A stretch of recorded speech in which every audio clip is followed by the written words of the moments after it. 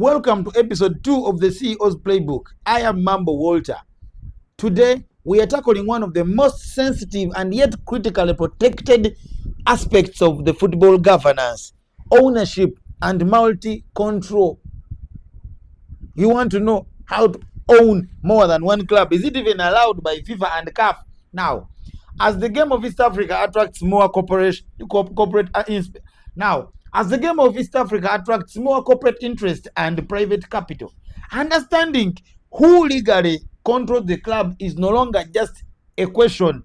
It is no longer a matter of curiosity. It is a strict, non-negotiable and a requirement by CAF, FIFA and FUFA itself. Oyina okubimanya si bya kubeera ne club eno mwe ba manager beno ate mwe ba manager beno. It is not allowed at all.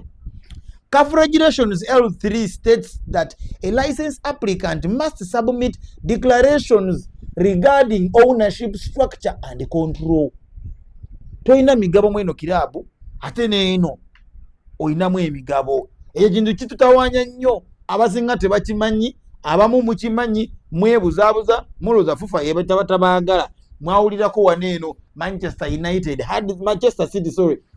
City had the same owners, were the same owners with Girona. It came to Champions League, there was something supposed to be done and something was done. So that means they can play. Do you want to know why? Let me continue. You will ask me later. Specifically, no natural person or legal entity involved in the management, administration or supporting performance of a club can have more than one influence in one or two clubs. You cannot have influence in more than one club.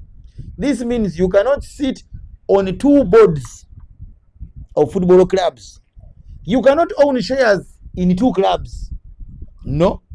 You cannot be the primary sponsor of two clubs if that sponsorship grants you decision-making powers in both entities.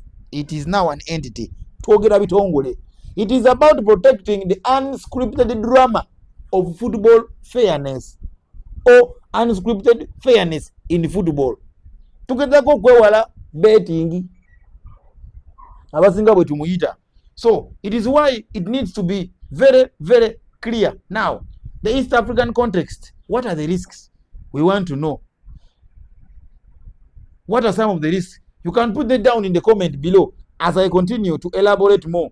In our regional leagues, we often see passionate individuals. When I'm talking region, I am meaning East Africa, Kenya, Uganda, Tanzania, Rwanda, Burundi, Sudan, DR Congo.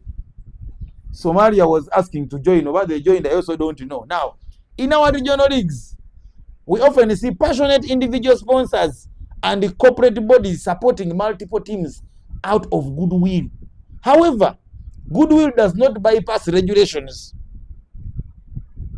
Goodwill does not bypass regulations. Olwokubango ina sendezo ozade mu club mwate ogenda osalewo amateeka gayina egagenda okunyigira. If the FUFA licensing committee discovers that a single corporate entity or individual exercises decisive influence over more than one top flight team, both clubs risk being kicked out, their licenses rejected or revoked. It is not allowed in any way. Now, what does the modern CEO do? The modern CEO must ensure that institutional investments are clean. They are cleanly structured. Contracts must show that sponsorships are strictly commercial and do not convey voting rights or boardroom control. Yauna akasenteko ngochimanyi ozekola sente munaye itakulanku takule. Give me your money and I give you this in return. We agree. You don't come and influence how the club is running its business. It's none of your goddamn business. You're looking for money, we are looking for money. You are a sponsor. Give me money, I give you opportunity to be seen, to be known, to be rich and richer again. That is why you should bring your money here. Then, what is the executive solution? As I'm closing, to safeguard your club, you must maintain an immaculate, updated register of members and shareholders. Every board member must sign an annual conflict of interest and independence. You must sign this at the AGM. Board members sign that we shall abide by the FIFA, CAF, blah, blah, blah. You put it down, not just talking. Even a contract between a sponsor and a club must be very clear. Independence declaration of both parties. If you are targeting executive leadership roles at FIFA and the CAF, master this very well.